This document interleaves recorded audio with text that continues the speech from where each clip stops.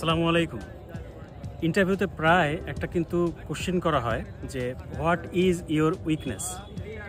So এই কোশ্চেনের উত্তরে অনেকেই কিন্তু উত্তর করেন যে আমি ভালো ইংরেজি পারি না, কিংবা আমি ভালো টাইপিং পারি না, কিংবা আমি অমুক জিনিসটা পারি না। দেখুন, এই ধরনের কোশ্চেনের উত্তরে সরাসরি আমি পারি না এই কথাটা বলা যাবে না, বরং আপনি পজিটিভ জিনিসটাকেই তুলে ধরতে পারেন নেগেটিভলি। কীভাবে? আপনি হয়তো এমনভাবে বললেন যে আমার উইকনেস হচ্ছে আমি কোনো একটা জিনিস মাথার ভেতরে ঢুকলে সেটাকে শেষ না করা পর্যন্ত নিজের মনটাকে শান্ত করতে পারি না, অর্থাৎ আমি পারফেকশন চাই। তো আপনাকে এইভাবে কিন্তু কথাটা বলতে হবে।